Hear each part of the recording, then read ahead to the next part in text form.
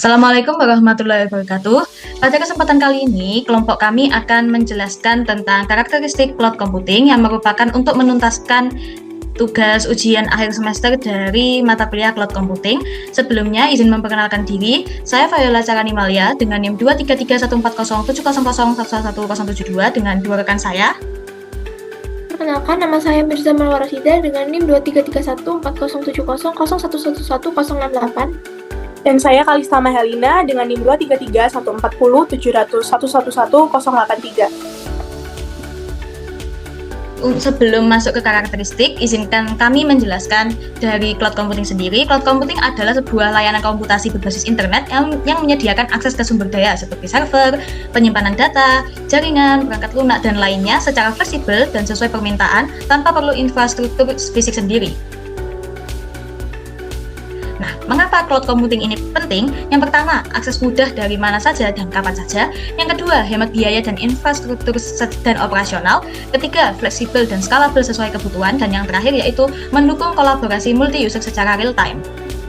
Nah, di sini kami akan menjelaskan karakteristik yang pertama yaitu Broad Network Access, yaitu sebuah kemampuan untuk mengakses sumber daya cloud melalui jaringan yang luas seperti internet. Ini memungkinkan pengguna untuk mengakses sumber daya cloud dari mana saja dan kapan saja selama mereka memiliki koneksi internet.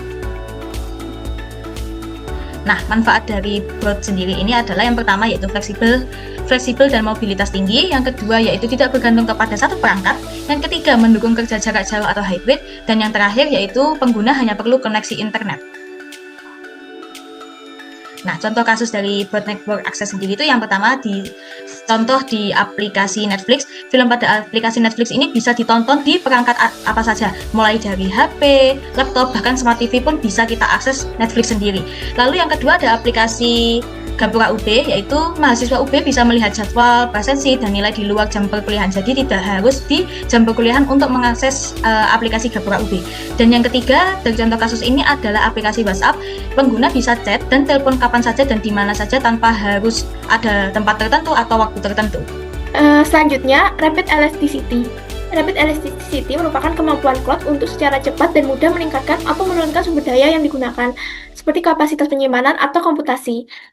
Hal ini memungkinkan pengguna untuk menyesuaikan sumber daya dengan kebutuhan yang berubah-ubah. Nah, manfaat dari hal tersebut yaitu yang pertama adalah efisiensi pakai sumber daya saat dibutuhkan. Kemudian yang kedua adalah hemat biaya. Jadi saat kita menggunakan rapid tersebut, kita tidak perlu over provisioning. Yang ketiga, rapid ini tetap stabil walaupun traffic tinggi. Dan yang terakhir adalah cocok untuk aplikasi yang aktif di waktu tertentu. Nah, contoh kasus dari Rapid adalah yang pertama adalah aplikasi Shopee. Nah, aplikasi Shopee ini di saat tanggal kembar mengalami lonjakan pengunjung sehingga code nantinya itu bisa menyesuaikan kapasitas tanpa adanya crash. Nah, contoh yang kedua itu adalah YouTube. YouTube secara otomatis menurunkan kualitas video ke SD ketika koneksi memburuk dan kembali ke HD saat koneksi membaik tanpa penggunanya perlu mengatur.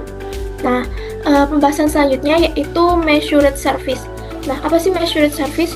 Measured Service yaitu kemampuan cloud untuk mengukur penggunaan sumber daya secara transparan dan akurat. Nah, Measured Service ini memungkinkan pengguna untuk membayar hanya untuk sumber daya yang mereka gunakan sehingga dapat menghemat biaya. Karakteristik dari Measured Service yaitu pemakaian yang real time. Jadi data pengguna dapat dilihat secara langsung dan kapan saja. Yang kedua adalah monitoring otomatis. Jadi pengguna layanan seperti CPU, bandwidth terpantau secara otomatis. Nah, yang ketiga, pelaporan transparan. Pengguna dapat melihat penggunaan aktual melalui dashboard yang disediakan. Terakhir, penagih berdasarkan penggunaan. Jadi di sini terdapat sistem billing terukur biasanya berbasis pay as you go, bayar sesuai pemakaian. Nah, manfaatnya yang pertama efisien biaya karena tidak perlu bayar lebih. Yang kedua, perusahaan bisa memantau dan merencanakan anggaran berdasarkan pemakaian asli. Yang ketiga, dapat mendeteksi penggunaan berlebih atau tidak normal.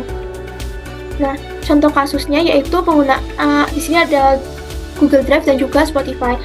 Nah, di Google Drive kita biasanya diberikan kapasitas sekitar 15 GB.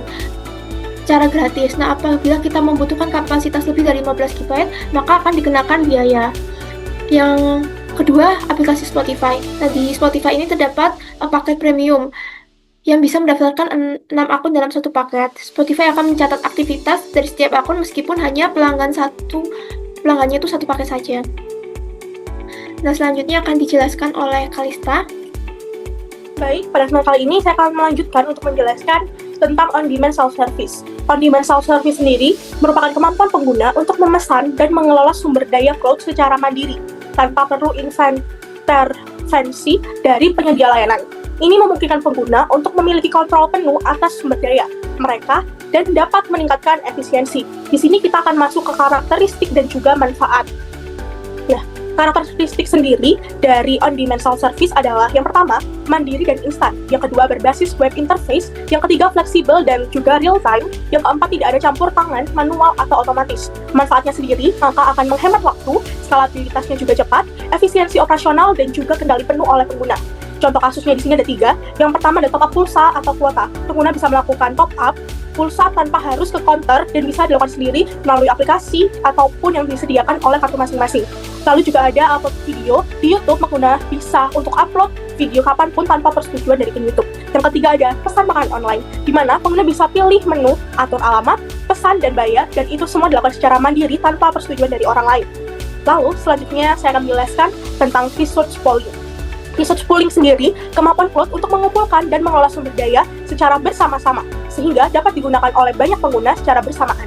Ini memungkinkan pengguna untuk memiliki akses ke sumber daya yang lebih besar dan dapat meningkatkan efisiensi penggunaan sumber daya. Lalu apa karakteristik dan juga manfaatnya?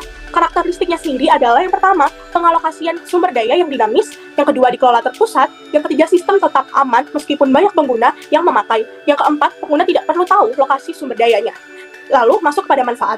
Manfaatnya sendiri ada yang pertama, efisiensi biaya, skalabilitas mudah, fleksibilitas, dan tangguh akses secara global. Lalu kita akan masuk kepada contoh kasus.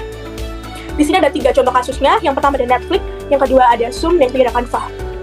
Yang di Netflix, meskipun streaming dilakukan secara bersamaan dan juga banyak, namun platform Netflix menggunakan jaringan server global untuk semua pengguna untuk atur resource secara dinamis. Lalu yang kedua ada Zoom, banyak meeting berlangsung secara bersamaan, namun server dan bandwidth-nya berasal dari satu resource besar milik Zoom itu sendiri. Lalu yang ketiga ada semua template dari elemen dan desain dan media akan tersimpan di cloud dan diakses dari satu kumpulan sumber daya secara bersamaan. Lalu setelah kita jelaskan semuanya, apa yang menjadi tantangan dan risiko tersendiri? Kita akan masuk pada tantangan dan risiko tersebut. Yang pertama ada keamanan data. Data tersimpan di server milik pihak ketiga. Yang kedua ada ketergantungan pada internet, di mana akses cloud butuh koneksi yang stabil. Dan yang ketiga ada masalah privasi dan juga kepatuhan, di mana harus mengikuti regulasi dan juga perlindungan data. Yang keempat ada vendor lock-in, di mana sulit berpindah layanan karena perbedaan sistem dan juga platform. Lalu apa solusi dari tantangan dan risiko tersendiri? Solusinya yang pertama adalah keamanan data. Pastinya kita akan menggunakan enkripsi, autentikasi ganda, audit keamanan secara berkala. Lalu yang kedua ada ketergantungan pada internet, gunakan jaringan yang andal dan backup koneksinya.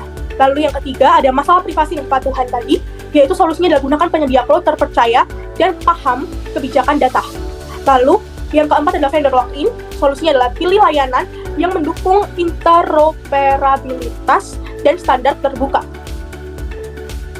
Setelah dijelaskan mulai dari apa itu cloud computing hingga tantangan, resiko, dan juga solusinya, maka kesimpulannya adalah cloud computing menawarkan solusi modern yang fleksibel, efisien, dan hemat biaya untuk mengakses, mengelola, dan juga menyimpan data.